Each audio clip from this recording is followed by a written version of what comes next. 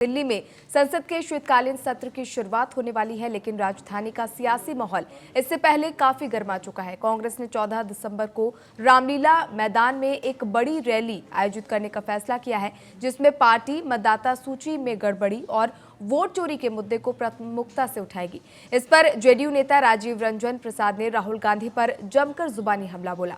राहुल गांधी पर तंज कसते हुए उन्होंने कहा कि जो पार्टी महात्मा गांधी, सुभाष चंद्र बोस और सरदार वल्लभ भाई पटेल जैसे नेताओं की छत्र छाया में थी, जिसने इस देश को आजादी दिलाई, उस पार्टी का राहुल गांधी के नेतृत्व में वजूद मिटता जा रहा है। देखिए, राहुल जी कांग्रेस को समाप्त करके मानेंगे। जिस पार्टी को महात्मा गांधी, नेताजी सुभाष चंद्र बोस, सरदार वल्लभ भाई पटेल जैसे नेताओं की सरपरस्ती हासिल थी, जिस पार्टी ने इस देश को आजादी दिलाई, उस कांग्रेस की अगुवाई जब से राहुल गांधी ने संभाली, कांग्रेस सिमटती जा रही है। देश के मानचित्र पर कांग्रेस का अस्तित्व कुछ राज्यों तक बचा है। बिहार में तो खैर दुर्गति हुई है, और अगर अभी भी वो आत्ममंथन नहीं करते हैं, गैर जरूरी मुद्दों में पार्टी और पार्टी के नेताओं की ऊर्जा का व्यय कराते हैं, तो आने वाले समय उनकी मुश्किलें और भी बढ़ेंगी।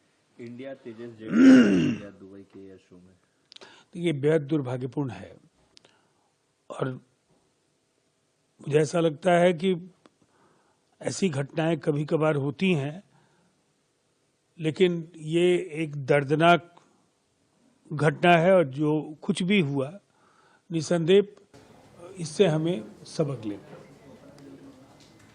बिहार की नई सरकार के शपथ ग्रहण के बाद अब नीतीश कुमार की कैबिनेट तैयार हो रही है। मंत्रियों को विभागों का बंटवारा हो चुका है। कल मुख्यमंत्री नीतीश कुमार और साथ ही 26 विधायकों ने 20 तारीख को मंत्री पद की शपथ ली थी। 20 साल बाद नीतीश कुमार ने गृह मंत्रालय छोड़ा, जिसके बाद डिप्टी सीएम सम्राट चौधरी को गृह मंत्रालय की जिम्मेदारी सौंपी गई है, जबकि विजय कुमार सिन्हा को भूमि और राजस्व विभाग की जिम्मेदारी सौंपी गई है।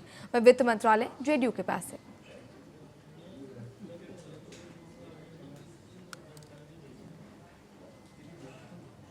तो अब आपको ग्राफिक्स के जरिए बताते हैं कि किसको कौन सा विभाग मिला है। सम्राट चौधरी को गृह विभाग सौंपा गया है और विजय कुमार सिन्हा को भूमि और राजस्व विभाग की जिम्मेदारी सौंपी गई है। इसके साथ ही मंगल पांडे की अगर बात करें तो उन्हें स्वास्थ्य विभाग की जिम्मेदारी एक बार फिर से सौंपी गई है। दिलीप जायसवाल उद्योग विभाग में मंत्री नियुक्त किए गए हैं।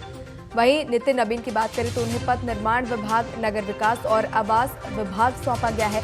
रामकृपाल यादव कृषि मंत्री होंगे बिहार के, और उनके साथ संजय टाइगर की अगर बात करें तो उन्हें श्रम संसाधन विभाग की जिम्मेदारी यहां सौंपी गई है। अरुण शंकर प्रसाद पर्यटन विभाग में, कला संस्कृति और युवा विभाग में मंत्री नियुक्त किए गए हैं। सुरेंद्र मेहता पशु और मत्स्य संसाधन विभाग के मंत्री चुने गए हैं। नारायण प्रसाद की बात करें तो उन्हें आपदा प्रबंधन विभाग की जिम्मेदारी सौंपी गई है। रमानुजात को पिछड़ा वर्ग और अति पिछड़ा वर्ग कल्याण विभाग का जिम्मा नीतीश कैबिनेट में सौंपा गया है। लखिंद्र पासवान अनुसूचित जाति और अनुसूचित जनजाति कल्याण विभाग में मंत्री होंगे। श्रेयसी सिंह सूचना प्रौद्योगिकी विभाग और खेल विभाग की जिम्मेदारी संभालेंगी। प्रमोद चंद्रवंशी सहकारिता विभाग, पर्यावरण, वन एवं जलवायु परिवर्तन विभाग संभालेंगे। अशोक चौधरी पर ग्रामीण कार्य का जिम्मा जो है वो सौंपा गया है। मदन सहनी समाज कल्याण में मंत्री नियुक्त किए गए हैं, और साथ ही लेसी सिंह को खाद्य उपभोक्ता विभाग का जिम्मा नीतीश कैबिनेट में सौंपा गया है। श्रवण कुमार की बात करें तो ग्रामीण विकास विभाग की जिम्मेदारी श्रवण कुमार संभालने वाले हैं। विजय चौधरी जल संसाधन भवन निर्माण का जिम्मा संभालते हुए नजर आएंगे। विजेंद्र यादव ऊर्जा विभाग में मंत्री नियुक्त किए गए हैं। ऊर्जा विभाग की जिम्मेदारी वो संभालेंगे। जमा खान अल्पसंख्यक मोर्चा की जिम्मेदारी उन्हें सौंपी गई है। सुनील कुमार की बात करें तो शिक्षा विभाग का जिम्मा उन्हें दिया गया है, और संजय पासवान गन्ना उद्योग विभाग की जिम्मेदारी संभालते हुए नीतीश कैबिनेट में नजर आएंगे। संजय सिंह लोक स्वास्थ्य अभियंत्रण विभाग संभालेंगे, और उनके साथ ही तमाम जो नाम है वो हमने आपको ग्राफिक्स के जरिए कि नीतीश कैबिनेट में किस किस को कौन सी जिम्मेदारी जो है वो सौंपी गई है।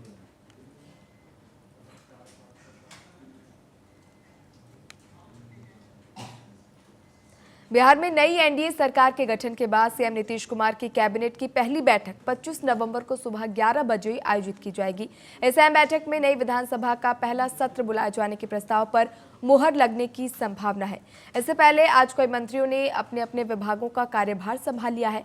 अशोक चौधरी ने मंत्री पद का चार्ज लिया, वहीं मंत्री श्रेयसी सिंह सूचना एवं प्रौद्योगिकी विभाग पहुंची और पदभार ग्रहण किया।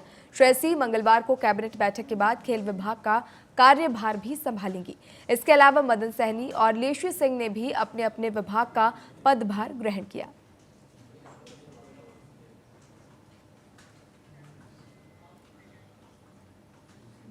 बिहार सरकार में मंत्री अशोक चौधरी ने ग्रामीण कार्य विभाग की जिम्मेदारी मिलने पर कहा कि ग्रामीण कार्य विभाग जनता से जुड़ा हुआ विभाग है। सड़कों के निर्माण का काम समय पर पूरा हो जाए, ये हमारी प्राथमिकता होगी।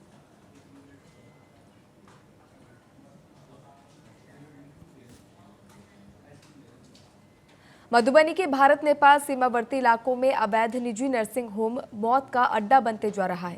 ताजा मामला जयनगर के राजपुताना नेशनल हाईवे किनारे स्थित केडी बंका नर्सिंग होम का है, जहां प्रसव के लिए भर्ती महिला की संदिग्ध हालातों में मौत हो गई।